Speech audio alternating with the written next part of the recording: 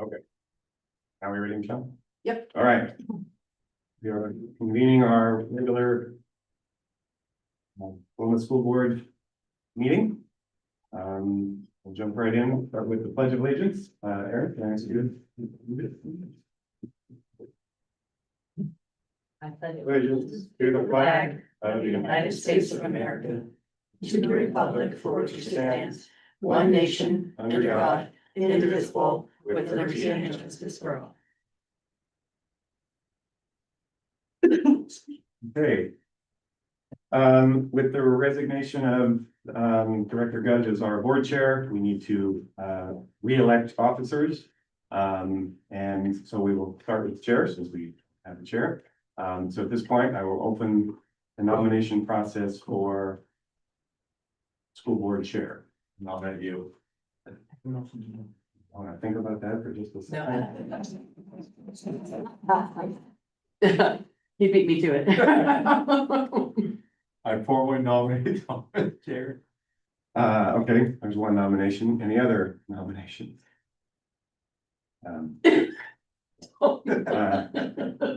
I'm certainly not expecting to serve as chair my first year back after being off the board for 8 years.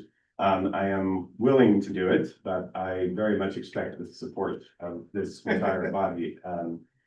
These fraught political times. There's no statement. All right, any other nominations? All right, nomination closed. We'll move to a vote. All those in favor of Ms. Cooley as chair? With my full support. Okay, thank you. All right, and I guess I will vote for myself reluctantly. All right, so at 5-0, that makes me the chair. All right, so now I'm no longer the vice chair. We'll open it up. Who nominations for vice chair? Do we have anyone interested in being vice chair?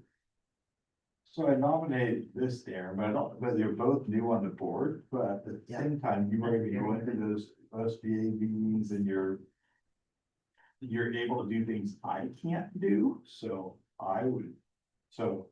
Here, I was gonna nominate Sandy, so. Thank you for that. I cannot make that commitment at this time because of what's going on in my private life.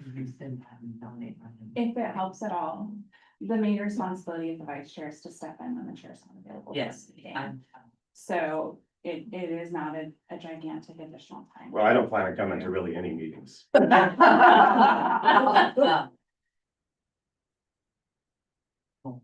Thanks, Brian. Appreciate that call out. I too was gonna nominate you, Sandy, just. I because appreciate you've that. had Thank now you. a few years on the board here, but It's, I understand that you Because of feel like that. there's an obligation. Yeah. I resistantly accept the nomination because I feel like it will be the right move for the board. However, I do want to fully acknowledge that as a new member of the board, I don't feel fully prepared for that. So Comes every time. yes, if that requires you to be here all the time. well, you'll have our first full support too there. Oh, Yeah, not your Tom. I wasn't gonna ask. Yeah. Thank you. All right, I not hearing any other nominations. We'll move to a vote. All those in favor of Erin McMullen as the board vice chair? Yes, all right, she's voting for herself. Good for you. Yeah. I always love it Would have come. when I hold elections in my Boy Scout troop and the Boy Scouts always ask, can I vote for myself? And I Yes. say, do you think Donald Trump voted for himself? Yeah, you can vote for yourself. Okay, so with that, we have new officers. Moving on to the approval of our consent agenda. We have a handful of staffing adjustments, just only two that I see there. The big thing is out-of-state travel for the WIPIC attendees. I confess I didn't look at the details. How many students do we have going? We don't know yet. Oh, we don't know. It's, Okay, it's a tryout. I'm sorry, I should let Meg talk about it because she Yeah. knows. so, I think there's like 4 that want to do it, but we don't know. The cutoff date is tomorrow at midnight, and then I think I did a quiz ago. Like I think the results come in like either a week or 2 weeks after, and then you'll know how many people are coming. and we don't know how many are trying out from PHS. No, I Is think it like 4? Okay. 4 or Okay, 5, so it's yeah. anywhere from 1 to 0 for that matter. to Right, 4 or 5. exactly. Okay. Very helpful. Yeah. Okay. What is it? Oh, it's number, letter B in your consent agenda. It's the Western International Band Clinic. So it's a prestigious, band clinic and you have to try out, usually PHS send a couple. But it's an honor to be included in that, so, yeah. Okay. And we don't have any policies that we're adopting in this. Any questions on the consent agenda? Okay, take a motion to pass the consent agenda. I'll make a motion. Oh, sorry. Go ahead. I'll make a motion that we pass the consent agenda as written. And I will second that. All right, any objections? All right, seeing none, the consent agenda is adopted. All right, moving on. Swearing in of our new student representative. Do you want to jump on? Oh, yes. Said Did I- something about Did I skip one? after approval of consent agenda request for agenda. Thank you, yes, yes. Yes, oh, I jumped through sections here, I'm sorry. Okay, yeah, let me find my groove. Yes, we are on number 4, which is request for agenda modifications. The one modification I need to bring forth is we do have yet one more complaint against the, on the same, issue that we held a hearing for on Tuesday. So I'll put that as, number 6 after our consent agenda. So that's the one agenda addition I have. Others? All right, seeing none others, that's our only adjustment. Okay, number 5, public comment. We have one, looks like. Okay. Very much. So, Camille Kaplan. Cell phone ban. Hi. Hello. Hi. Hi, I'm Camille Kaplan. I'm a lifelong community member. I have 2 kids at the high school. And I'm a very regular sub, mostly at the middle school. So thanks for having me tonight. I will be very brief. I didn't really prepare too much. But my main comment is I am just so pleased about how the cell phone ban is going in the schools. Both my experience teaching and my children's experience being students. I've heard really positive feedback from my kids saying that basically everyone is like abiding by the ban, which honestly I was pretty skeptical about. I know last year, like some stuff, the policies changed, but like practices didn't really change that much. But it sounds like everyone just came in at the beginning of the school year and decided that they were really gonna follow the ban, and I love it. It's so nice. So I want to express my gratitude to the board for adopting the policy. I know that was like a little bit under duress or came from above, and maybe it wasn't exactly what you guys wanted to do. But I really appreciate the board for approving it. I appreciate admin and teachers for implementing and enforcing it. And I want to say thank you to students and parents for actually doing it. I think I've seen one phone, in the last month or something of a kid who just pulled it out of habit. And I said, put it away. And there was no argument. There was no, but I was texting my mom. There was none of that. It just went right away and it was a non-issue. And just walking around, like, I feel like the academic environment is so much better. The social environment is so much better. For me as a sub, the consistency of going into this room and going to that room, and it's just one policy across the board has been really nice. So thank you very much. And I know Susan has mentioned this at meetings past, but I just, as a parent and as someone working in schools, like, I want to let you know it's going really well and I appreciate it. So Thank you for that feedback. That's great. It has been very nice. That's great. And it truly is that it's been amazing that I could talk to groups of people and tell them that our students are just knocking it out of the park. They are doing so good. It's really sweet. Yeah, there's so much more like social development. It's so nice. Okay. Now I'm gonna move on to the, thank you. I'm gonna move us on to that additional agenda item I just had, that I just added. So we do have, this was forwarded to all of you last week. Of course, the board met, a week ago, Monday, almost 2 weeks ago now, to accept, the last couple of complaints so that they could all be included in the hearing that we held on Tuesday. So that was 8 formal complaints, particularly against, Director Gudge, and we had the 2 on the process.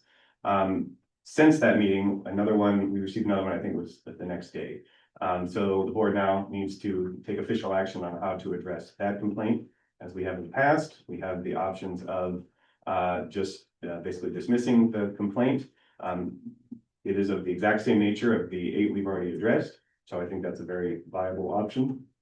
Then we can accept the complaint, and from there we can determine if we would do an investigation or another hearing, etc. So I'll leave it at that. I'm open for discussion. I just want to clarify, the complaint has no new. Correct. It's the same. It's the same. That was certainly my read of it, yes. I move we dismiss it, we don't want the 8 to come in, and if it's the exact same issue, we've already. There will be no additional or different outcome as a result of that. I'll So, second that. Okay, so if you're making that Yeah. motion, then we'll I'll take that second. second. Okay, so all those in favor of dismissing that latest complaint based on the fact we feel that issue was resolved with our extensive process and our hearing on Tuesday. Okay, all those in favor? Aye. Okay, so 4-0-1, Michelle. Okay, great. I will take that action. And by the way, just on to close that, I have been working, attorney is reviewing my closure letters that I will send to all 10 of the original and now this 11th complainant. So I hope to have those out by tomorrow. Okay. Moving on, we are on 1C, swearing in of our student representatives. And if you want to introduce yourselves, let's start with that. I'm Delaney Thomas. I'm Maggie Rio. Okay, great. So if you both want to rise, do you have a copy of the? I do. Yes. Okay, you have a copy. So I will just let you, so you'll hold up your right hand and just go ahead and you can read that together and just insert both your names in there.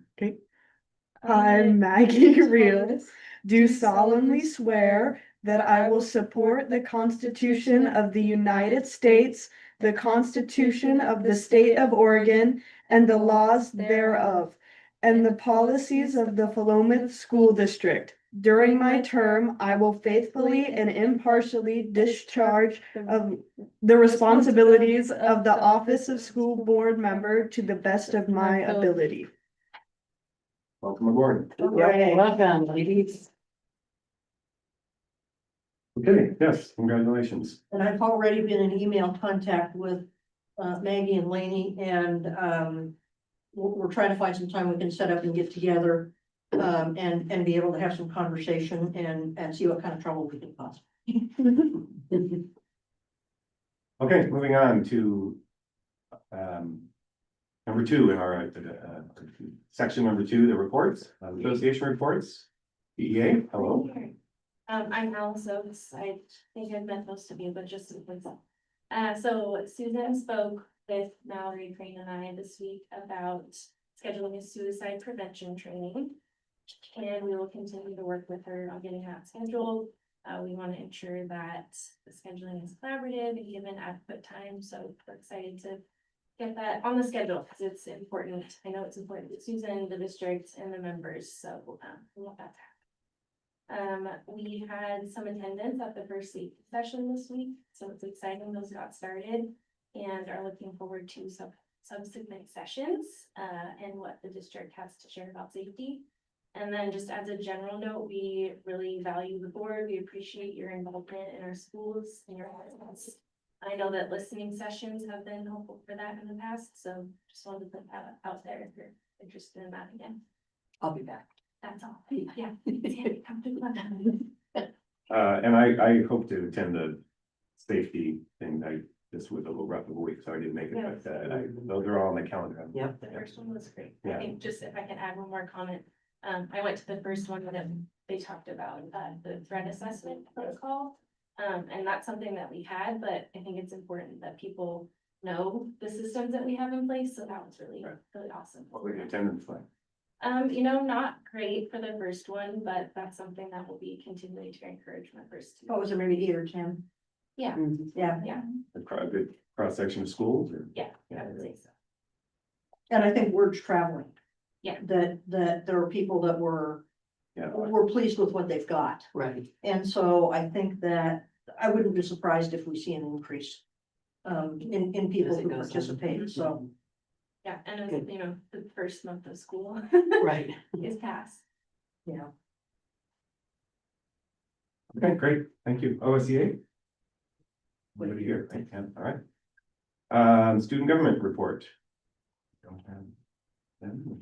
We really shouldn't That's have, what we're gonna talk about with, yeah, yeah, I really don't think we should ask you guys to represent that. I can make it up. There is a reason we haven't. Coming week, I know that. yeah, next week is. We had a dance like 2 weeks ago. There you go. There we go. There you Yeah, go. I think we should, we have a student body president and we have board members, student board members. I think those should be two different roles. And so, yeah, we should encourage the ASB president. Is it an ASB president or do we have co-presidents We again? have co. Co-presidents, yeah. Okay, school stuff, as the superintendent labels it, the Clemens Community Pool situation.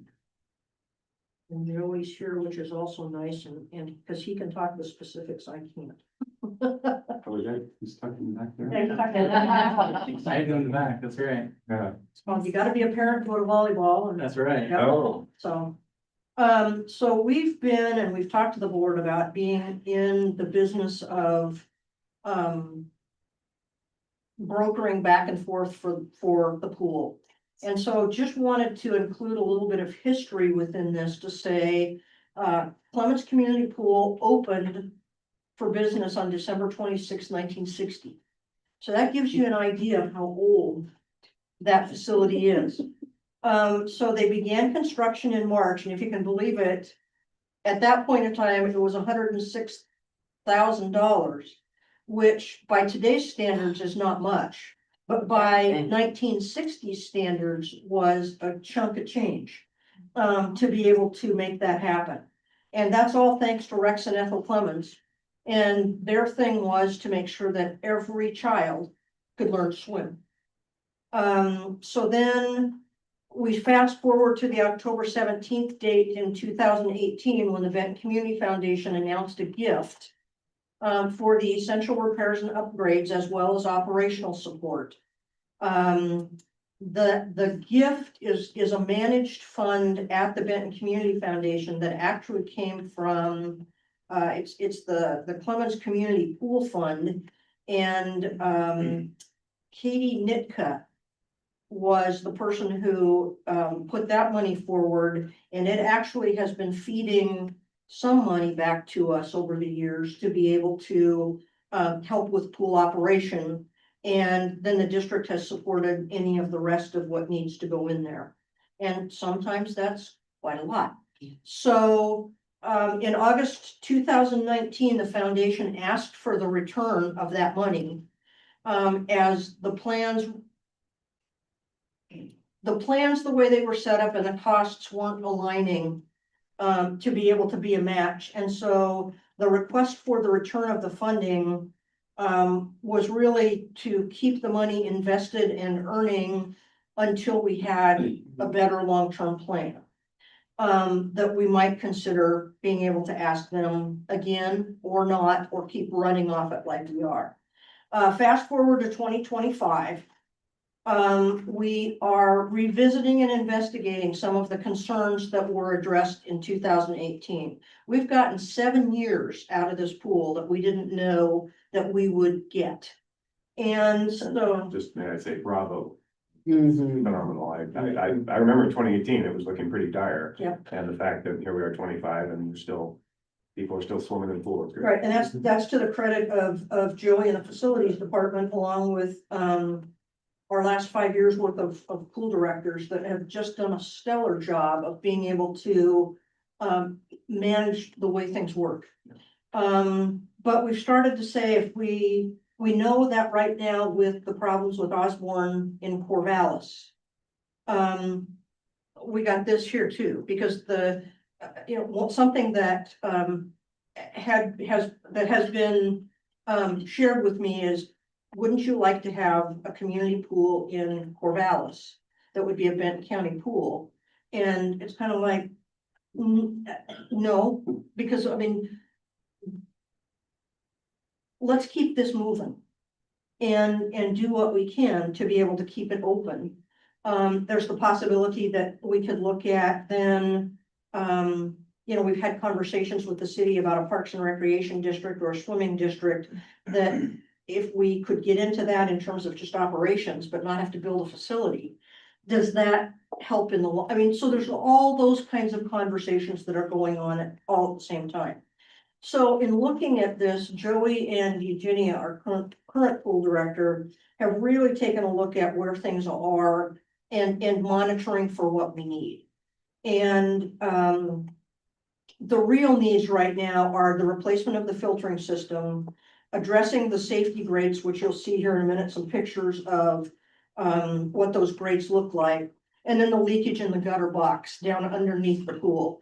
And being able to make sure that that gets taken care of and sealed. The other pieces of that then talk about the gutter replacement on the top level of the pool liner insert, and the deck repair that would go along with that.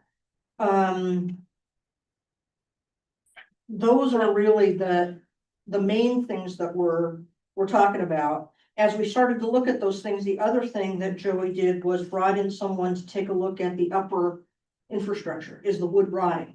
Are there problems up there? Because if there were problems on the upper wood and infrastructure, we would have probably been coming to the board with a whole different message to say it's time to think about closing things down, just simply because we wouldn't have that. This is what happened at Osborne, right, with the upper structure. Yeah.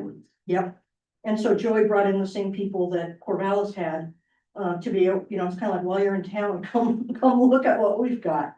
And so those came back good. So what we have been in the process of is we've scheduled walkthroughs with contractors, pool specialists.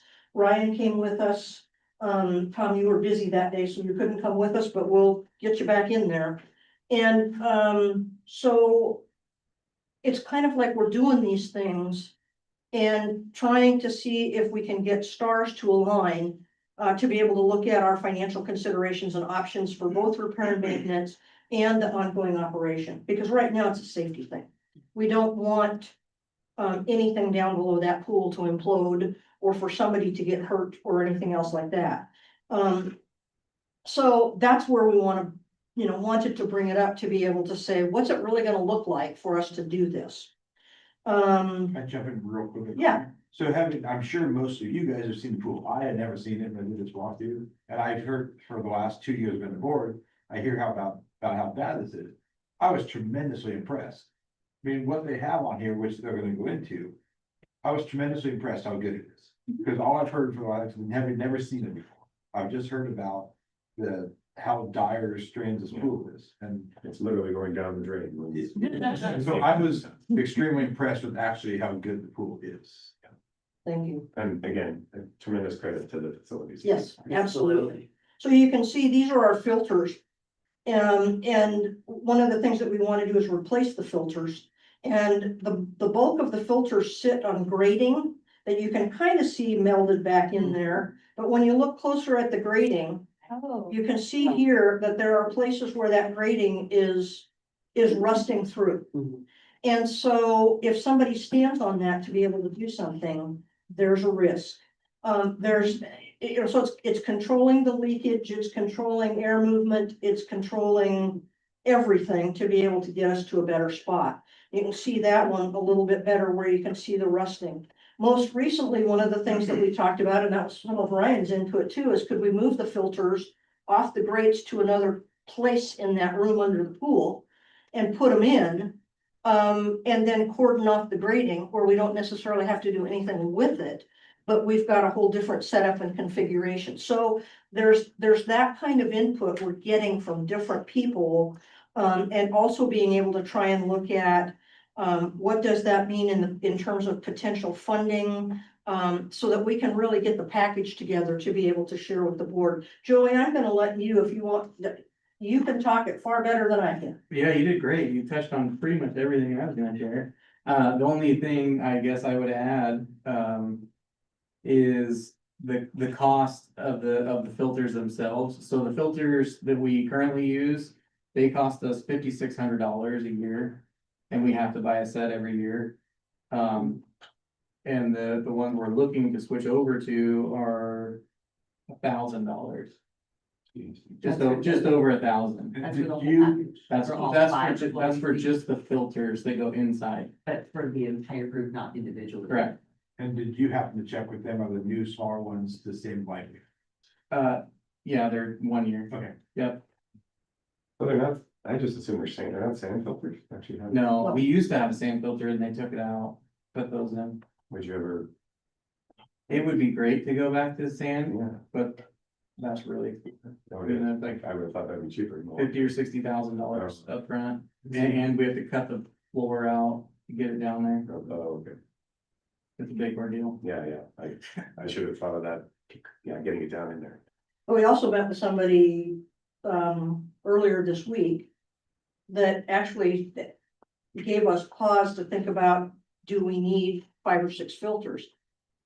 Or, I mean, or could we do with less? So, So I'm seeing 5 filter canisters or whatever, and you open those up and it's the filter itself, the whatever measure. Yeah, these ones have 2 paper filters inside them. There's the tall skinny one and then a big one that fills up the whole space. Okay, and every year you're replacing one. Or you have to replace for all of The them. whole set, Okay, 5,000. yeah, And if we move to these new, so it would be a new canister? Or just- Yep. Okay, yeah. And then all those would be replaced, all the plumbing to those yeah, sure. would be replaced because all that's leaking. Yeah, okay. And And then the what is valves. that total cost for the? So I had to kind of break up the quote that we got because it had grading and things Okay. plugged in there. Sure. So I think it was about $18,000 for just the plumbing and the filter work. And the casings themselves? Yep. Yeah, okay, And that's an extra set of filters also. plus an extra. When I met with Joey and we looked at this, I look at this, to me, that looks like a mint still where you're cooking oil and involved pipe. It's set up in a circle. Yeah. Fitting is weak. Yeah. So what you don't see in that picture is the new filters that fit on a wall in a straight line. Yeah, it's a glass list. And correct me if I'm wrong, but as we've looked through this, the big pipes coming down, this whole thing could be done with those filters in place, the new ones come. And at one evening, there's a cutover. Right. So the pool would never miss a day of operation. Cause you could just rebuild it with the new system yeah, to get this part of it done. to get that. part. Yeah. That would be our plan. And then really we wouldn't need to worry about the grading because we wouldn't need it anymore. We could just simply put a handrail around that pit. Keep out. That's what it used to have. What's below the grading? There's a 5-foot pit down there that's, I mean, there's a spring underneath the pool. Right. And so that's where the water percolates up. Yeah, yeah. It's an interesting little spot. It's pretty interesting. The irony that there's a natural spring underneath the pool is always tickled my. So, Joey, Craig, so your quote is to now what we've talked about there, without the grading, you're at 18,000. Mhm. So if I can just jump in what I talked to them about. Right now, we thought that at the time, we thought the number was closer to 9,000 a year for filters, but 5,000 a year is an annual operating cost. Mhm. The new systems comes with filters and spares, so 2 years of parts Mhm. installed. So it's $18,000 quote, in my mind, you go ahead and take away 11,000, if they're spending 5,500 a year. You take away 11. Well, now to replace I'm gonna call this the guts of the pool. To replace this, you're looking at $7,000-8,000. Mhm. With that net, and then going forward, it's only 1,000 versus 5,000. Right. But and I assume that during the shutdown last month, that's when you switch over all the filters. So They get cleaned so quarterly. at when least. when is the switch over? When is the $5,500 being spent? What time of year? Oh, it's usually in August. Okay, so those just got switched out. That we actually haven't bought them yet. Oh, okay, Because we're I kinda- like that. Thank We're you. kind of, oh, yeah, Yeah. we're dragging our feet a little bit. Yeah, I approve of driving. Yeah. We have a set that's in there that's decent and we have a backup set that's decent. And so I'm kind of dragging my feet right now to wait, Yes. see kind of where we're at, what kind of decisions we can make and, what plan we can get together before we spend $5,500. Yeah, well, and so that would take care of what we're talking about would be the new filter system and kind of take care of that safety creek issue that was talked about. What about the leaky gutter? The leaking gutter would be in like a phase 2, because Okay, so that's it's gonna not be, like pertinent to this process when it happens. The only spot is that little electrical boxes with you. Right, Okay. and we have it covered up. Always it's a good place to have a If leash. it's chlorinated water, I mean, let's just go for it. So Joe, I left meetings, I do with some matching money. Well, there's 6 people that'll fund, I'm number 1 for a fair project. I'm now number 6, they're only funding 5. So the matching money won't know till I go meet this week, is the Lions Club's their 100th-year anniversary. They're trying to give away $100,000, so they put up 50,000. They're trying to match 50 to give away 100,000 to the community. So I asked them, as soon as I left Joey, I called them, they said, hey, we have a meeting tonight, we'll bring it up. And so I'm off the list if they accept everybody else. I have secured $2,000 from another private person Okay. towards it, and I have, the Lions Club then gave me a list of people to contact. And the first one was Starker Forest, their full softwood committee or something, so I went to message with Mark Rumsell there. Cause he, Philanthropic response. yeah, that big word. Yeah, So, Starker is of course a phenomenal local partner. and Mark sent the guy with his phone number to give to me, so I'm off, so now I was thinking we need to come up with 20-some thousand, but it sounds like we need to come up with 7. Well, I mean, there's the annual budgeting, right? 'Cause Yeah. that you're counting savings in the future, but. Well, I'm counting the filters, they didn't already buy the ones they plan on buying right now. Well, that's true. So that That's was true. in the You're right. budget You're right now. You're right. If they haven't bought them this So year. I'm assuming there's 11,000 that was saved a little bit ago. I think I could make some phone calls too. So How we can make this I happen. have 2 secured, so if we can come up with 5 more thousand, it sounds like this can be done. Yeah, getting this done, I don't think is a big deal. I think the bigger deal is gonna be, you know, when we have to go in there and replace the gutters and cut, cause. When we talk the gutter, we're talking about the overflow gutters at the pool At surface, the the pool, water. so basically they'd be saw cutting all that concrete all the way around the pool, cutting that out. Patching back in, putting a new liner in the pool, new rec deck on the deck, and all new gutter system in. Okay. So that's extensive, And we get rid of the leak down below with the gutter box. right? I mean, And you're. ballpark, we. We 100,000, have a 500,000. price from 4 years ago, Yeah. it was under 300,000. But this is where the. It'll probably be twice that, This is, yes, 500,000, at least. yeah, but this is where the Benton Foundation money could. And that's where the possibility, I mean, we're trying to align all the stars. But then But- if there's any discussion about just an entirely new pool somewhere else, we would not want to do. Right. that. Yeah, so it's, I mean, it was just really the opportunity to be able to say, we've talked to you about this, and so let's bring it back and tell you what we're really looking at. And the steps that especially Joey and Eugenia are taking with people that, I mean, they've done lots of research. To be able to make sure we know what we're doing. And, it's just been trying to put together all the pieces of conversation. And like I said, getting the stars to align. But we kind of thought if we can get the filter piece of it done. Ryan's right, it would just be that kind of cutover that we would be able to do it quickly. If we had to do a shutdown. To do the gutter work and things like that, well, we've got a swim team season coming up and things like that, so it's kind of like. There are some different levels of safety. That we want to be able to look at, and so if we got this done, can there be like a phase 2? That gets, the rest of the pieces done once the swim seasons are done, things like that. In our time, I think this is great, I think we should pursue the funding we can for. Well, real quick in the gutter, again, correct me, is leaking into the pit that has a sump pump. So Correct. the current gutter is not wiped right into the pool, No, it's leaking. In the pit that's got something. So I guess here, where I'm at is, they presented as a very. Out of pocket, or are we gonna try to, are we gonna continue to try to, what's the next step for doing? Yeah. I feel like we get a lot of these things coming to us, then. What happens? So for Joey, it sounds like we need to recruit $5,000 more, assuming Yeah. in the budget, there is last year's filters and this year's filters aren't bought, that we have that money allocated.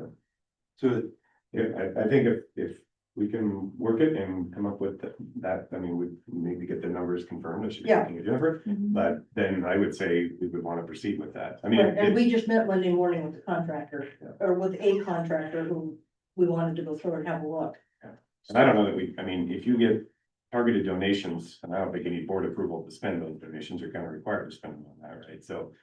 hopefully this one, we can move forward on without you having to wait for a more board decision. Right. The gutter one is a whole other conversation. Are we required to do an RFP for this, or is it under that? No, it's under. It's under if we do this part of it, and then, we would look at what the next part of it would be, but, you know. Oh, this is great Yeah. short-term news for sure. So if I hear back from Starker and you hear from somebody, and we just let Susan know if we come up with roughly, I think we're looking for $3,000. So I have a full of the sponsor that told me to give 2,000 to it. And so it sounds like we need 5. So we need 3 more thousand if the budget's already in there and we move forward. Okay, I'll talk to my boss tomorrow. And let me know so I know what I'm asking you. Thank you for putting in all that. yeah, We're agreeing as much as through. that's a great point. Let's get the number of what we need and you net out what you think you already have and then give me a call and then. Thank you, Joey. Great, moving on. Thanks, Joey, very, very much. Yeah, but yeah, to, you know, for keeping the pool alive all this time and now for giving us yet another extended life.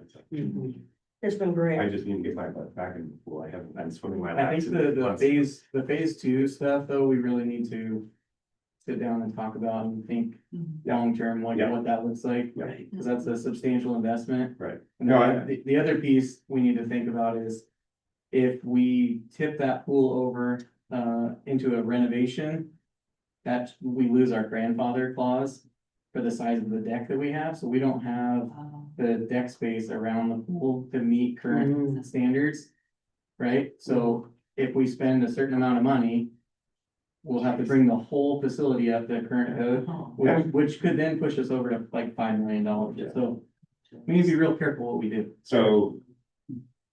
We had a work session this evening and one of the objectives I brought forward for our superintendent was that the whole big long-term plan for the pool. So I hope we are gonna focus on it this year. So, but I agree, we shouldn't just go blindly down the path of redoing the gutter system if we think that one day in the next 5 years, we wanna build a whole new pool, you know. Over behind the middle school or whatever, right? Okay, we need to move on. Cool. Great, Joey, thank you very much. We'll Yeah. talk to you, Thanks, daughter, Joey. daughter playing volleyball. Yeah. Although, Thanks, Joey. yeah, there's boys volleyball now. Yeah. too, isn't there? Springtime. Yeah, I think so. Spring sport. Just. Oh, that's in sanctioned- spring, though. just I didn't really realize that, Sanctioned but- as an actual sport by OSAA. Did you know that there are like 15 states that have cornhole as a legitimate state high school? I'm guessing Kansas is one of them. Yeah. Yeah. Hey, speaking of a former Nebraskan. Yeah. Okay, moving on. I gotta back to my agenda. Thank you again, Joey. Thank you. Thanks, Joey. All right, Superintendent. yeah, superintendent sport, thank you. I just wanted to first start off to acknowledge that, October is National Principals Month. And so, Eric Beasley, Steve Bell, Abby Couture, Garth Giroux, and Mark Henderson are our principals. And, we appreciate them greatly. And it's our opportunity to be able to let them know how much we care. And, I did have to put the PS at the bottom that says we're not forgetting our assistant principals because we celebrate them in April. So, they will be in the mix also to be able to be acknowledged, but I need to tell you how much I appreciate that group each and every day. In terms of what happens within our schools. So if you see one of our principals roaming around and probably even an assistant principal, just tell them thank you, please. Parent teacher conferences, we've gone back and forth over the years, and so we were trying something a little bit different in this year in the calendar that we approved. That our middle and high school typically don't need the amount of time for parent teacher conferences that our elementary brethren and sistren do. And so we've shifted things up a little bit. So today and tomorrow are the conference days for Philomath High School and Philomath Middle School. From 4 o'clock to 7 o'clock today, both of them have what we call arena conferences where all the teachers converge in the gym. And parents go in and talk to who they want to. And can kind of mill around and rotate instead of going to a specific classroom or having a set period of time. So if I want to talk to you for 3 minutes and somebody else wants to talk to you for 5, and I can just wave to you, then we're good and we can do that. The Friday mornings are reserved for times in classrooms, so if people want a more private experience, or have an opportunity to have some extended conversation, those will be in teachers' classrooms from Friday, because teachers are staying late tonight. They will go home at noon tomorrow because they've worked the full day and into the evening, and so we compensate in that way, in terms of their time. On October 30th and 31st, those two days will also be non-school days. Because our elementary folks really, they need to schedule time with every family. And you can't do the arena conferences, because if I'm a parent, I'm coming to talk to one of you instead of coming to talk to 5 of you or 7 of you.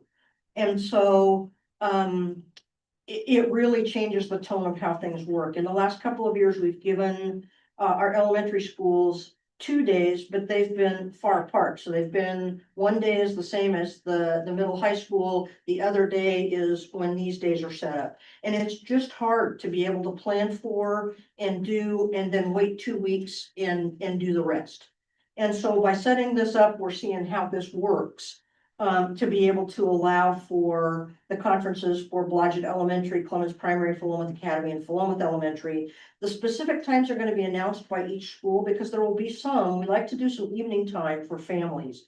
And some will stay later Thursday evening, some will stay later Wednesday evening. And so each of the schools has kind of got their own jam for how they're going to do it. And so we couldn't be as specific in the timeframes for every school as we were for middle and high school. So we hope it works out well and that the timing proves to be workable. When you came in tonight, you saw balloons, and you can see that there's good stuff on the back table back there. And I came in and asked Leslie Adams, who's our College and Career Center assistant, what she's doing. And they've spent the week bringing in universities, community colleges, parents, community volunteers to be able to look at what they call College Application Week. And so they've had universities here, the parent volunteers and community volunteers came in afternoons to help read and edit student essays, to read and edit college applications, to read and help with FAFSA, finance applications, all those kinds of things. Knowing that for a number of places, early November is the early entry, early enrollment time period. And wanting to give students enough time to be able to make sure that they can finish what they need to in order to be able to make that timeline if they choose to. And so Leslie's done a great job setting up that week, setting up the week. And actually the blurb that I put in the report is the preliminary information that'll be in the Warrior newsletter tomorrow. So I got first dibs on it to be able to put it out. But it's just a great experience for the students. And she's got a spreadsheet of all their names and who's looking at what and who's wanting to go where, and looking at setting up job shadows and internship opportunities. Just, it's really, really cool.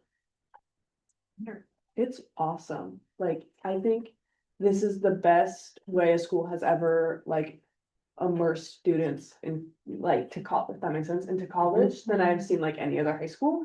Cause I have a lot of friends that go to the other like schools and they're like, oh yeah, they just kind of mentioned something. Like, I think the school did a great job. And like, even like personally, like I'm looking at so many more colleges than I was before. It's great. Well, I saw Lainey's name on a sticker. Of what was it that it says back there? I applied. That's Yeah. right. And then some of the teachers had door contests, classroom door contests, and so I got to look at a couple of those today. So it was a nice road trip to the high school to be able to see. I put the Oregon statewide assessment information in here, and I've got some other charts that I can share.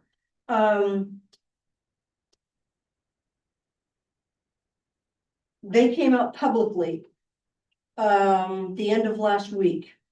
And I always hesitate and cringe when I look at some of these, because there have been years when school districts have just been slammed. And you know, teachers can say, well, no, we know we're working hard and we're doing the right thing. Why? And so we do look at the why, because we do need to own our data. But it's also about reviewing both local and state data and discussing possible, like I said, concerns and or anomalies. Just to be able to get us through, what are we really seeing? And I don't know if I pulled that up or not. I didn't, but I will bring back when we get to the report cards next month, to be able to share with you, what we're seeing, because in this year, we've tried to take a look at where we've met the state marks and where we haven't. The thing about this is when you look at, for instance, the third grade language arts data, when you see that 44.2% of students who met the standard this year, it was a different group of students that hit that 57.6 last year. They are now fourth graders. So we've never compared the same kids in terms of how we set up the state test reporting. Sometimes when your numbers are low, there can be a student that will account for, they might be, well, you look at Blodgett, and if you're lucky enough to have 10 kids in a year, each kid's worth 10%. And so all it takes is one student to shift your window 10%. And so we look at those kinds of things. We also do a cross-section of the data to be able to say, how did our fourth graders perform at the fourth grade level on their test this year as compared to how they performed at the third grade last year, to see what those kinds of correlations are. We were very proud of being able to be on like a 7-year run of constant increases at the third grade level for reading. And you can see we took a big dip this year, down 13.4%. And so we're looking to try and figure out why. Is it the schedule of testing? Is it where students are academically in that particular year? Is it, we've started to do, and I'll talk a little bit more about local testing, where kids will test at a benchmark every kid. And we know we're getting every student to participate in that 3 times a year testing. Well, if they have to take that test and the state test in the spring, is it testing fatigue? I mean, what is it that we could be looking at to be able to help make that meaningful, and understand why things are moving the way we are? So, I'm gonna try and, Question. yeah. And I know that there's just robust data because there's a lot of testing that happens, but I am curious on the cohort of third graders.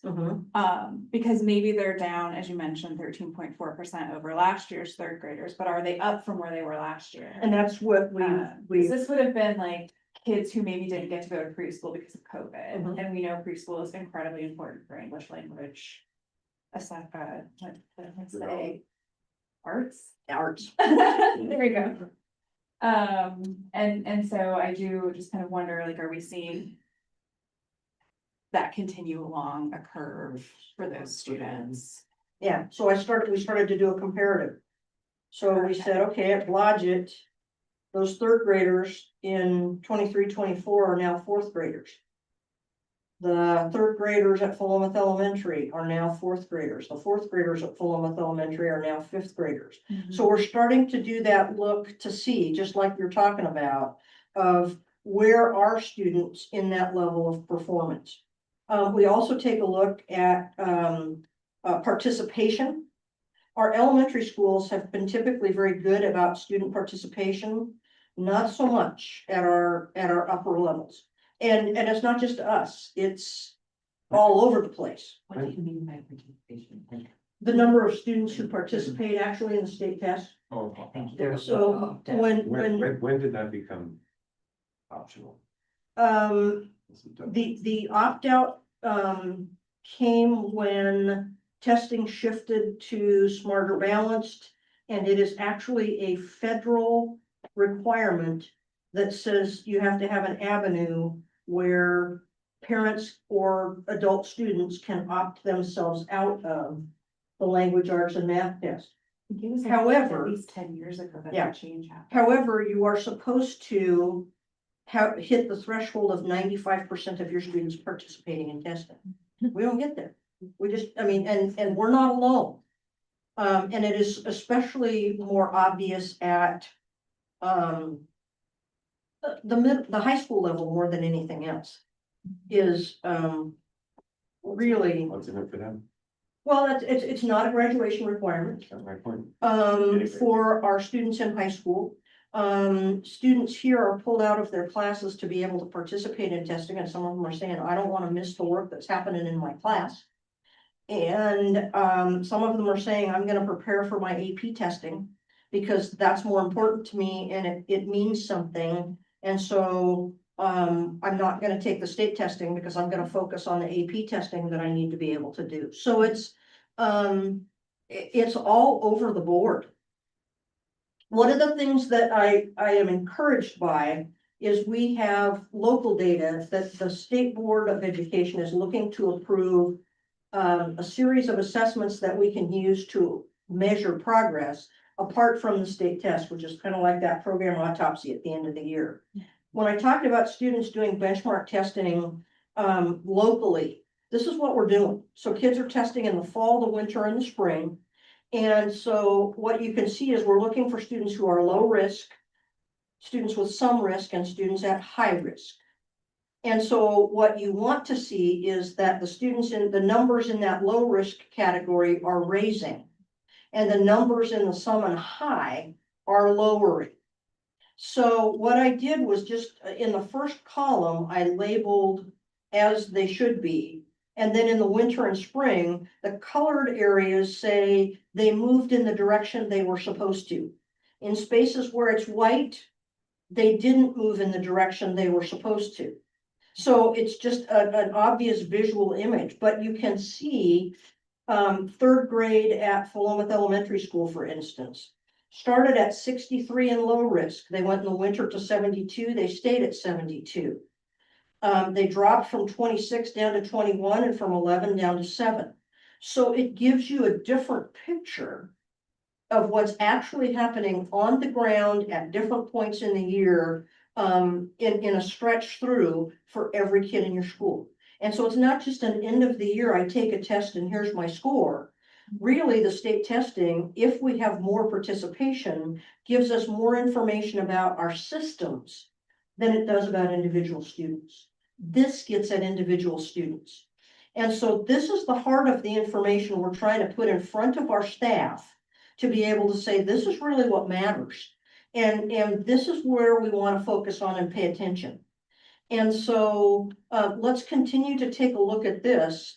And then we're now in the process of looking at comparisons. What does this tell us that's same different than what state testing told us? You know, so we're doing the drill right now because this year really provided us with some anomalies that we don't have any idea why. So looking at that, the primary school stands way out. And is that because more kids participate? Because you look at the numbers, that was going, you start at 40, you ended at 87 in the green. Yeah, this is a percentage of, so 40% are in the low risk category. The kindergarten students can't be in the high risk category because that means they're 2 grade levels below, Yeah.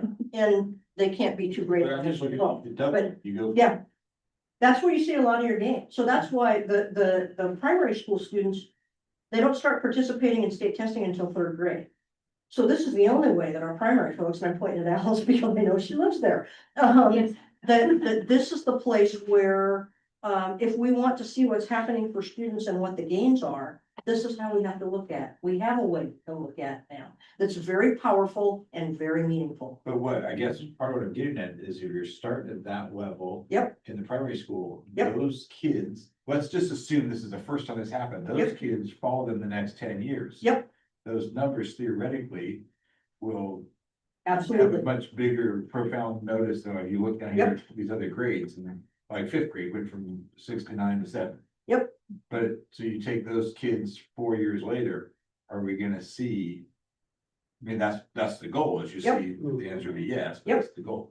And that's, you know, the response to instruction and intervention, the RTII programs that we've invested in. This is what it gives us. This is the goodness for our kids that we can see every day. In terms of what we really know is happening.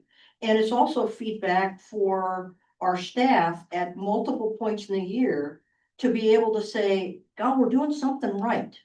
Or if we tweaked this, but it's not an end of the year, oh dang, they don't like us again. So it's really, I'm excited that the state is looking at this or these kinds of opportunities as a means of being able to help us measure and indicate student success. It's really cool. And I would call out on that next section of the math section, some of those are in white Yep. on that sum. Mhm. But if we look for second grade, it was 20 in the high. And then 14 in the high, so that sum went up probably because they moved out of the high and into the sum. I would actually argue that that's a positive sign rather than. I would have made it yellow, just looking across the Yeah. numbers on some of those, so. Yeah. I think that's important to consider also. Right, and this was just kind of the quick first cut, Yeah. because that's what our administrators next week are gonna start taking a look at, and going, okay, let's slice and dice this from all different ways we can, and really get a feel for where things are. So I think it's exciting, and it was nice to be able, it's always nice to be able to have a way to say, let's take a look at what really matters and what we're doing. So I'll hurry up, I promise. It's okay. This is important. The professional learning, the safety series that Alice mentioned earlier, the first one kicked off on October 6th. The next one for voluntary participation of anybody is November 3rd. The Behavior Foundations class kicks off tomorrow? Yeah. Yeah. But it better not tomorrow, because that's our instructional assistants, and there's no school tomorrow for students, so our instructional assistants won't be here. I may have that date wrong. So anyway, it's exciting to be able to have these courses moving and being able to do some things. So it's great. The 16th Street, I've got that later on in the agenda. Just a note that I'm going to present at the Philomath Citizens Academy about the work of the district. Wanted to bring forward, some of you know, we had information came from a couple of families about concerns of how we treat each other, about racial comments, and does it raise to a level of bullying and harassment. And so we're taking opportunities to review and respond, and wanted to put this back on our November agenda to be able to take a look at the so what that is the result of that, as it just opened the door this week.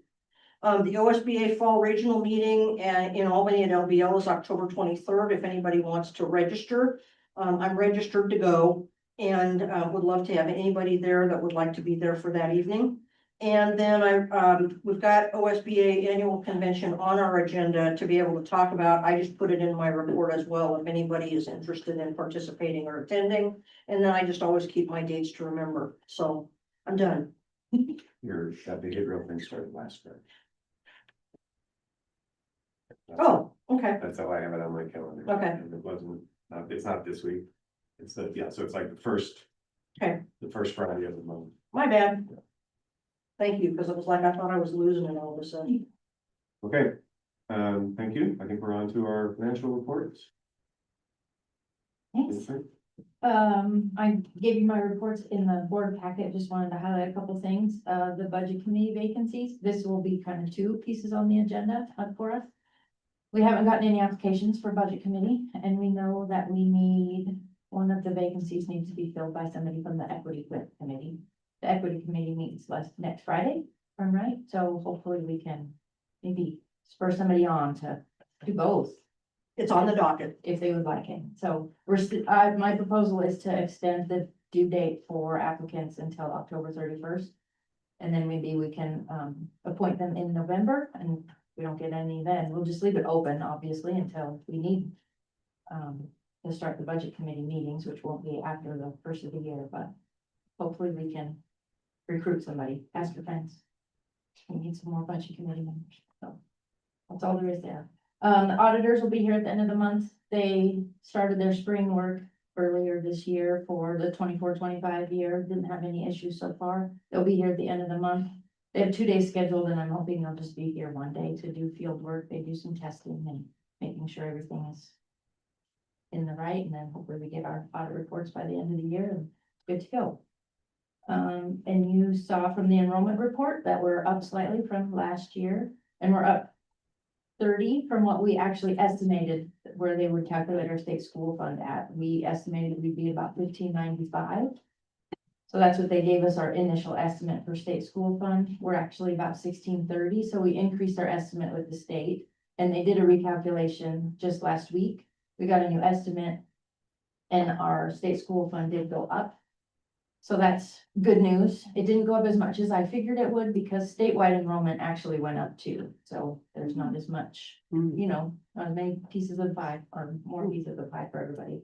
It was interesting at the superintendent's meeting I went to, there were a lot of small districts that said their enrollment went up.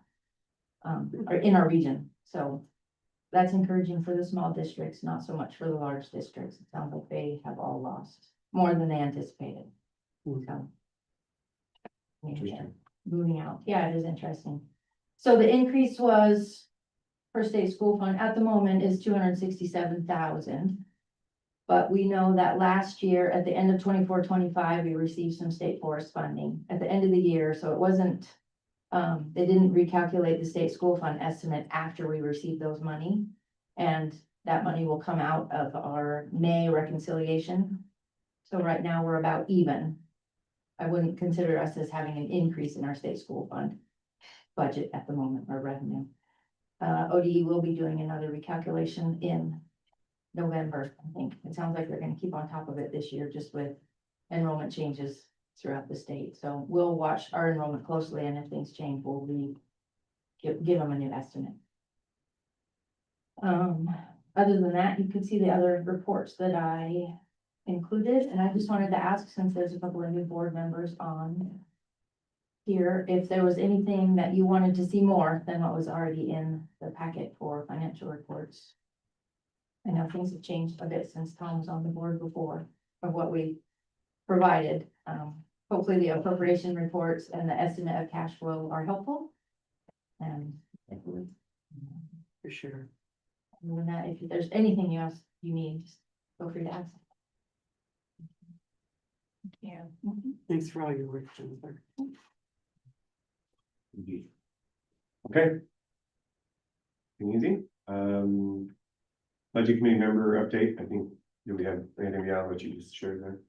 Yeah. That's all I have, Yeah, so. okay. I said I would reach out to somebody and I haven't, but I just literally moved it up in my to-do list, so I'll try to reach out tomorrow. Try to shake the tree a little bit. All right, moving on. Schedule here. Section 3, discussion items, work session with Kings Valley Charter. Yeah, we typically have 2 work sessions with Kings Valley, joint meetings. 2 during the course of the year, and we're looking at when might we want to do that in the fall. I did tell, Kings Valley when our November board meeting was, as a possibility to see if we want to align those on the same day. And I haven't heard back from them, but it was really taking a look at, if there were any suggestions in this group about when we might want to try and find some target times to have that happen. When we toured the school, that was considered a work session, right? Yeah.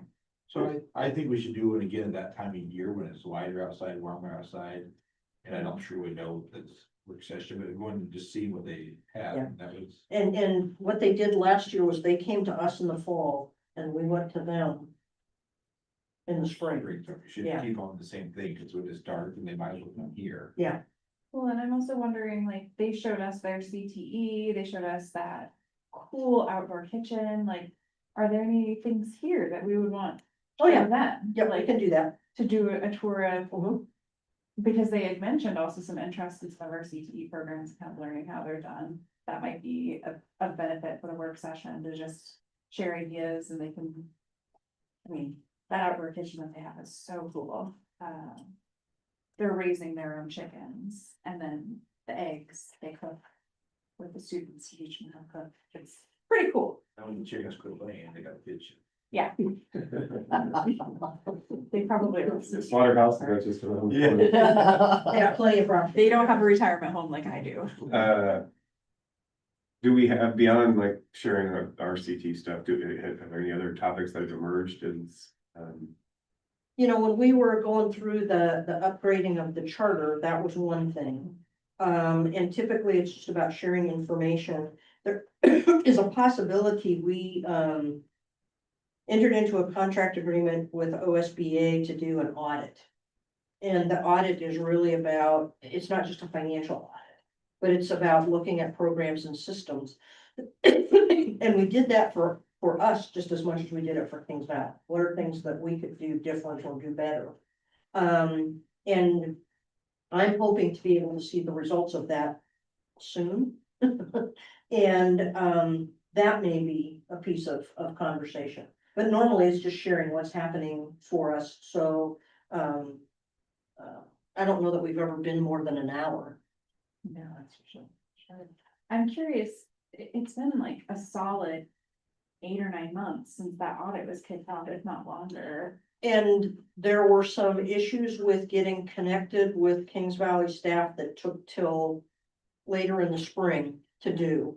And then there was some information that was requested, that they were awaiting information from Kings Valley that they still had not received. So I just heard from OSBA last week to say we're waiting on this piece of information from them. And once we have it, then we'll finalize the report. So, yeah, it has been a very long process. Okay. One thing that I would like to talk to them about when we meet is how their policies are published, because as I brought up before, their policies are hidden behind a password protected screen. And I believe they're supposed to be available to the public. And last I checked, they still were not Okay. available, which I admittedly have not checked in a few months. Yeah. But I had tried to look something up a while back to compare it, and just, it was still password protected. That's a huge deal. Yep. That's still good. Does the board have a preference of trying to wedge this in before a regular board meeting, or would we rather just do this on another night? The night, Tuesday night, whatever. I think in the past, in the fall, they'd come to just present a regular board meeting. Yeah. which is I kind of think that's what they did relevant. was they came and instead of an executive session, we, I mean, a work session. no, well, yeah, we called it a work session with them. I'm in favor of that, but trying. Me too. Okay, so why don't you and I work with their Okay. director and board chair Okay, thank you. and an agenda? Yep. Yep. What I heard was meld it with an existing one of our board meetings.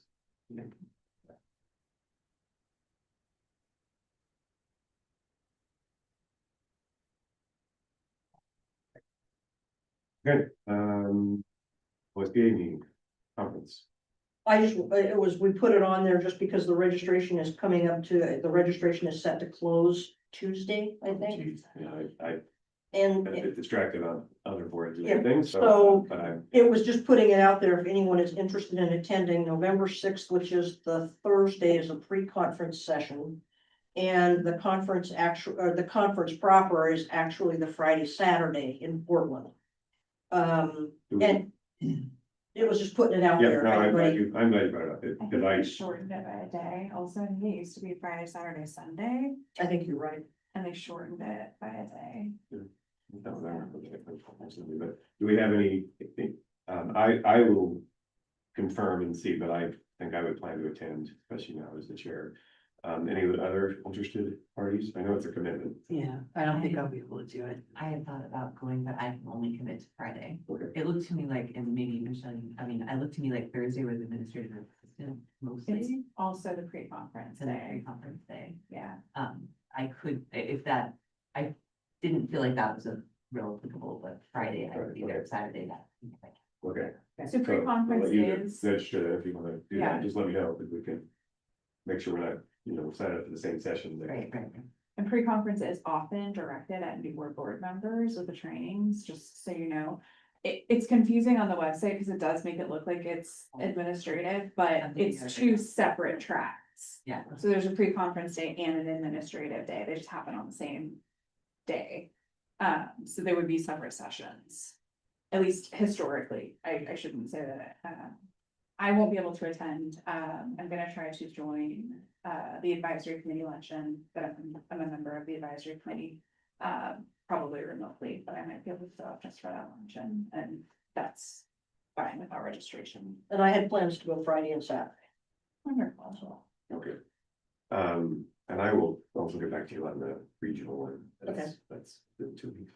Yeah, that is, Yeah. that was on that list. Okay, good, thank you for putting that on the agenda. Property line deed.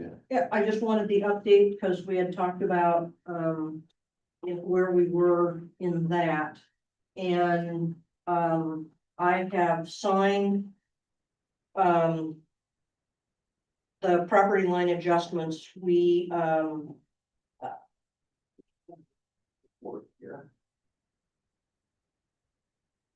And we're referring to property line adjustment. where this was the 16th and Cedar, the yeah, three-corner piece that. yeah. Did we gift it to them? Did we get a trade? What, this was, I was not before. No, it was, gifted in terms of being able to, and you could speak to it probably better than I We can. did get a small payment from them for it, but mostly it was a exchange. I thought kind of in the gift, Rick negotiated that crosswalk. as Yeah, part of it. He did. So in the gift, there's a crosswalk, that thing, and that was part of, it wasn't in the original plan for the street. And the driveway on the south side of Cedar behind the elementary school. Southeast corner. Yeah, for what remains district property, so that we wouldn't have to cut that at a later date for access. So, They neglected to put one of those in, had to go back. had to go back and do it. So just as a reminder, we approved, in January of 2024. Moving ahead with the plans. And the city did their same on February 11th in terms of the,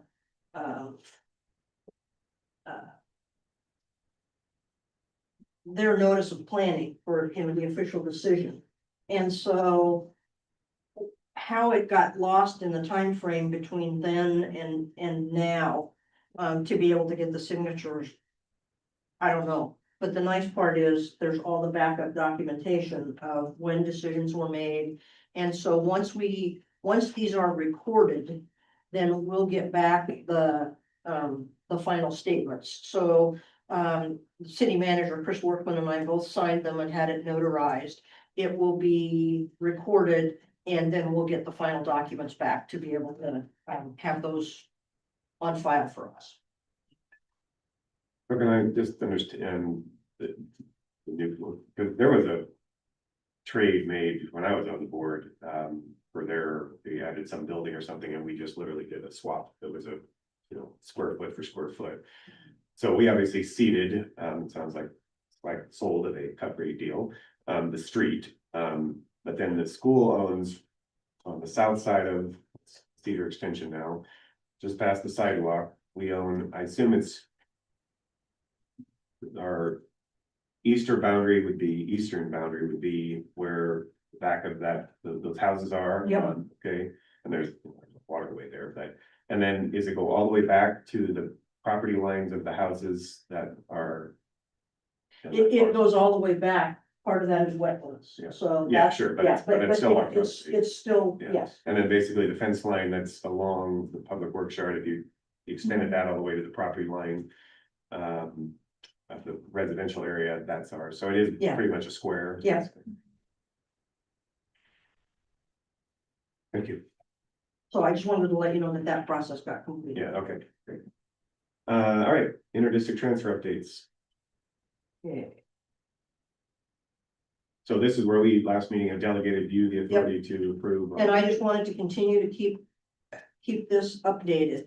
And so, since our last meeting, we have let in one 12th grader at Philomath High School. We've had a couple of students who have been students of the Philomath School District for years that made a move to another community. And we have considered them our students. And so we've not counted them in this because they started the year with us in or maybe did a summer move, but they've been with us for Their years. grandfather did. So, that, you don't see those numbers Roughly here. how many is that? Um, Probably about 5. Yeah, okay. yeah, it's not, Dozens versus, yeah. I was Yeah, just not curious. lots. Okay, thank you. So right now, we're still at the 2 slots for the kinder through second classroom and the 3rd and 4th classroom at Blodgett. We've got 7 kindergarten slots and 12 for 1st grade at Clemens. The Philomath Academy has a variety in different grade levels. And these are because you have seats in classrooms? Yes. Okay. Yep. So, but so you just haven't had petitions to Right, new ones? right, and, we're watching for that, knowing that most people, but the other, I mean, it's kind of how do you hedge your bets to make sure that, and now that registration's over, we know Yeah. more about who Philomath students are, because we want to make sure that we can manage that. Philomath High School made a change and chose to shut down 9th and 10th grade because of sizes of classes. And so then they've still got some slots at 11th to 12th. The middle school, it remained the same with 7th and 8th grade closed and 5 slots at 6th grade. And so what I'll do is continue to do the same report from this date, through to the next, and then what the available slots are, that the schools have said, we either want to stay the same or this is what we want to adjust to. So, that's the report for those. For your piece, I do think that can be included in the consent agenda each month. Okay. That way, unless there's like a big question, that way you don't have to. Or in your report. Just Okay. to consolidate. And that's fine. I just wanted to make sure Yeah, that no, I'm continually keeping you updated Yep. about where those are. That's great. Okay. All right, now the biggie, the Division 22 standard. You might explain to the audience. Yeah. Did I even pull that up? We know it. Each year, districts have to be able to demonstrate compliance with, they call it their short-term Division 22 standards. And they are a part of Section 22 of those administrative rules put out by the state that govern what public schools have a responsibility to be able to do. And we have to note every year whether we're in compliance with those or whether we're not. And so we have to have them reported by the 1st of November. So we're approving them now for what happened in the last school year. So, and each of these have their own, and we've got now a notebook running of how do we know this is true? So that we have the information. So diploma requirements, for instance, go back to our policies around, we have to have a certain number of credits for students. They have to be offered in this way. We have a policy that meets the criteria. And so we can say in that instance, we're in compliance. And so that's how we go through and take a look at each one to be able to say where we are and what we have on the plate. There's 2 that I'll point out to you that have different information. So, once you get through the diploma types and the certificate of attendance, then it gets into programmatic items. Our physical education requirements for elementary, middle school, media programs. The place that we put out of compliance is in the postponement of purchase of state adopted instructional materials. And that is simply that we have postponed some in years because of budgetary implications. It has not, to my knowledge, consistently been reported to ODE that that's what we've done. And so the correction plan is really about, I'm working through evaluating all the adoptions that we have for different instructional materials in our areas and looking for any postponements to be able to make sure that we are current in our reporting to ODE. So it's just taken a while to be able to get through and to know which is which. So that's one. We're doing a much better job in terms of, in this last year, our instructional materials adoption and any independent adoption and being real clear about making sure that our communication has moved to be able to do that. Teacher training in dyslexia, our tag students, alternative learning. There's the whole litany there. The assessment of essential skills, when we talked about state assessment and what matters for the seniors, that continues to be waived. And so there is no requirement to be able to meet that essential skill. So that's, I think, another reason why we're seeing a number of our 11th graders who are choosing not to state test. Same thing with the English language learners. The essential skill for them is also waived. Our district improvement planning has to be a part of our integrated guidance. Keep going here. All of our special education, personnel, instructional minutes, the performance criteria for the report card. And the other one on here that I noted was an in compliance with a note. Where did my note go? The one out of compliance was in the first page. Right, this one is, oh, here it is. It's the last one. Educational leadership administrator standards. The state has moved from a 6 standard model to or they're wanting to move to a 10 standard model. And that comes into effect in the 27-28 school year. The note was just to say, we are implementing that this year, so that we are ready. So we're already walking our administrators through the process of those. They've just elaborated them out a little bit. And so we are in compliance with that, but wanted to make sure the note was reflected that this is what we're doing. So I have a quick question. Yeah. On the ones that are waived until next school year, who decides that it's okay that we waive those? The state. Okay. So those are automatically filled in by the state. Okay, So anything that says it is waived, we can't make that change. The only thing that we can put in is when you get to the drop down menus is you can say, you're in compliance or you're not. okay, You can't make any other changes anyway. okay. So yeah, they just say, I'm in compliance, I'm out of compliance, or I'm implementing corrective action. Okay.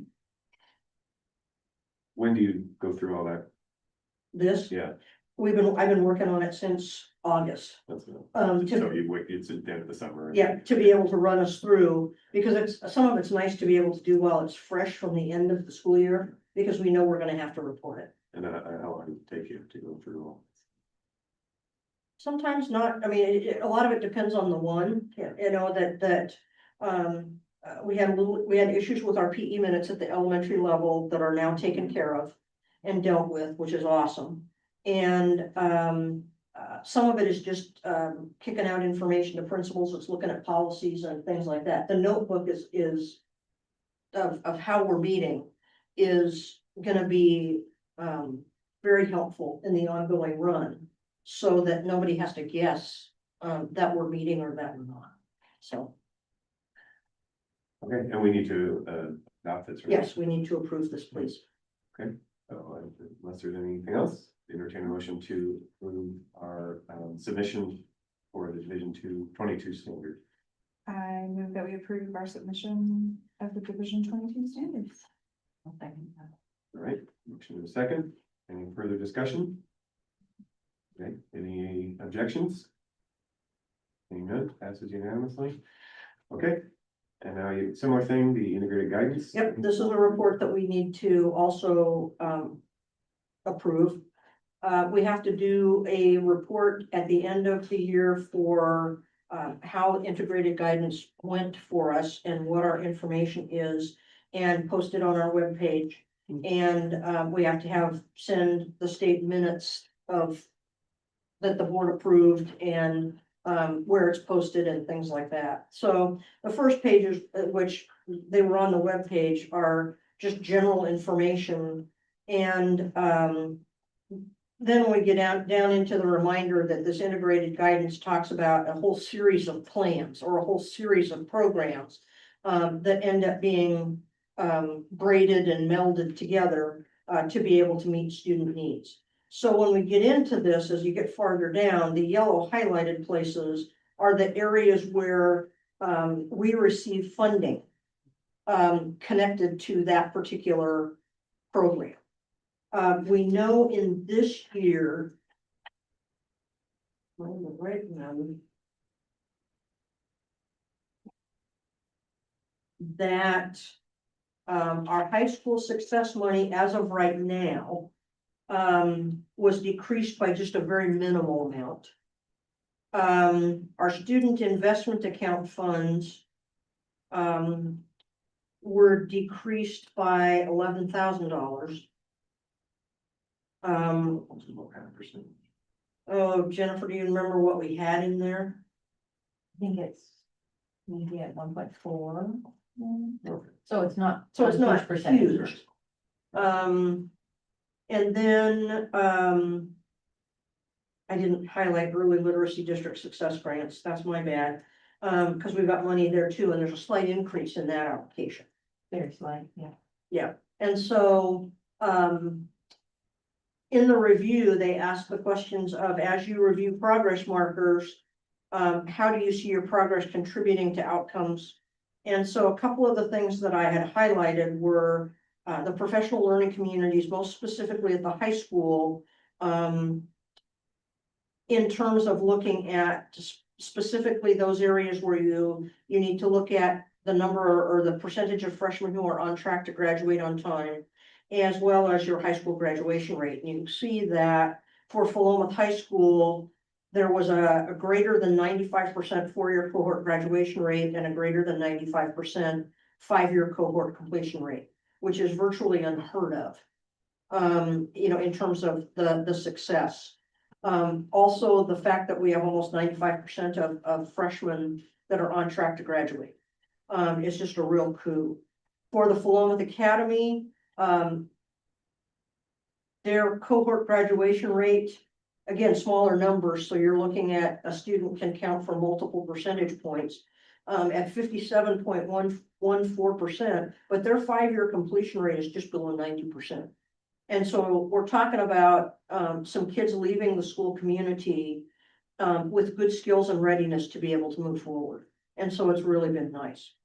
Our literacy development continues to grow. We're taking a look at what our state test and our local tests mean.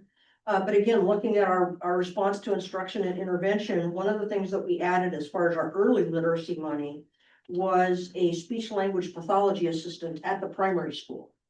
And what that speech language pathology assistant does is obviously works with our speech language pathologist, but that individual is designed to provide service to those students who don't quite get to a level of needing to be identified for special education, but they might have just one little space where a tongue is held wrong, or the ability to articulate a particular sound.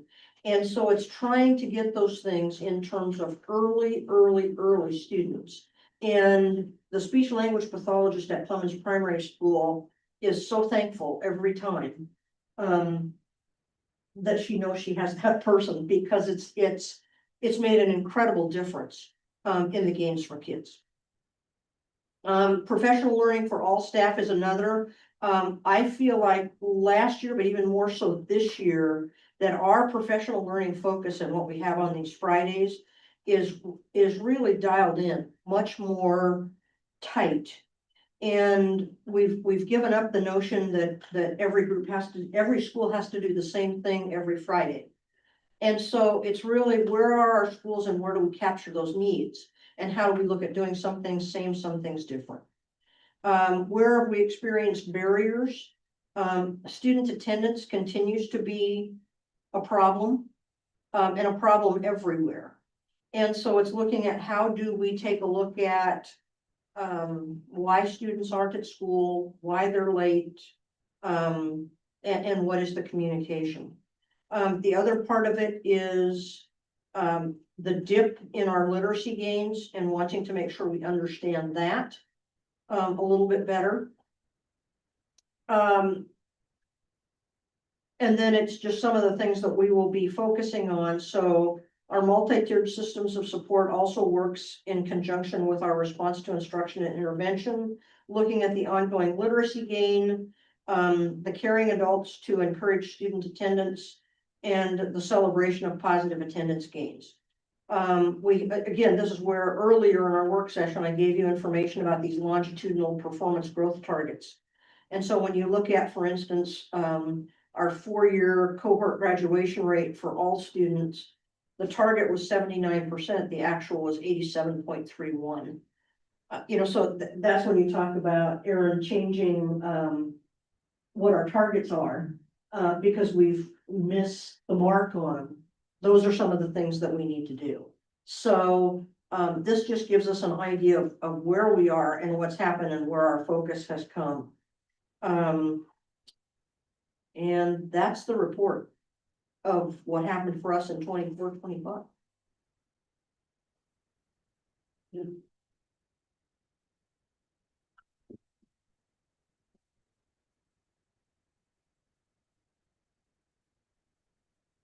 That's something we need to approve. Yes, well, we would love Okay. Maybe we accept the report. Second. Thank you. Any more discussion? All right, any objection? Seeing none? Unanimous passing. Thank you, Susan. All right, on to our closing items. Next meeting agenda.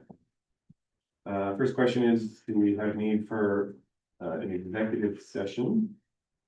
Anyone that we're aware of? Not. I know we just concluded negotiations with teachers. When does Classified will probably put forward their intent. I would say probably February. Yeah, anyway, so any other, not that I can think of right now, but Okay. we'll keep it on the radar. okay, so we'll hold off on that for a couple weeks to know whether we have to. The only other thing might be, a second look at what we worked on in the work session, Yep. but I'm not sure that that will be ready for. In that case, I would suggest we just do another work session on the objectives. Okay. If well, that'll be the default. If we have to have an executive session, we'll trade that out and find another time. And is our assumption that the King Valley work session will not be held back in the next meeting? Fair point.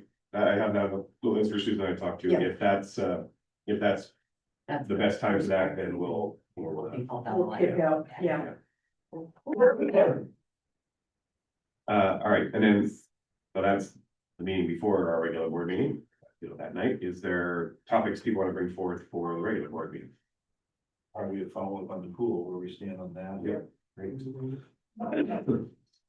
And I will follow up on the racial complaint. Thank you for your. And you'll have a response on the strategic planning. Yeah, I'll have something from Vince to report. Okay, so, strategic. That's.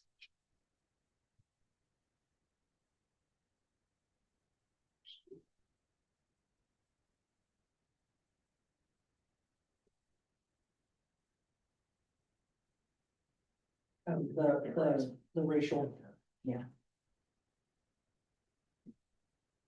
Again. Any other requests for? Okay. Let's see, board, thanks. Okay. Okay. Great. I wanted to just to thank our two new representatives from the school. It's a really big thing that you were looking into, and I appreciate the time you're putting in and the experience that you will gain. So thank you for putting yourself out there and then joining us. Thank you. Yeah. We're gonna. I need to learn much better meeting. Thank you.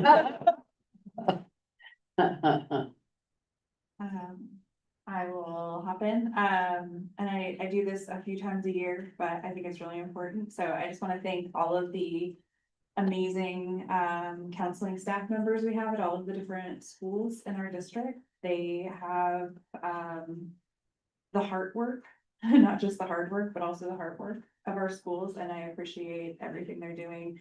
And I wanna make sure that is clear that includes our school psychologists, who, I was lucky enough to get to meet this month, and it just, I mean, I said it already, the heart hurt. Their hearts are so big. It's just genuinely impressive to me. So I just wanna share my appreciation for everything they're doing for our students, and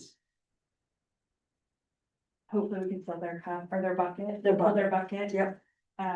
Frequently.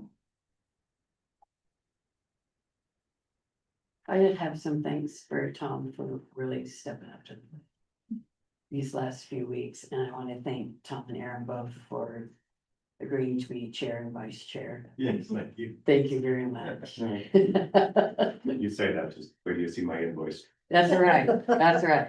Thanks. It's a I'll pay really, it in it's, cupcakes. Cupcakes, oh yeah, I'm taking the cupcakes, by the It's a way. zero. Okay, good. it's just a I didn't really get one. big zero. Yeah. Thank you.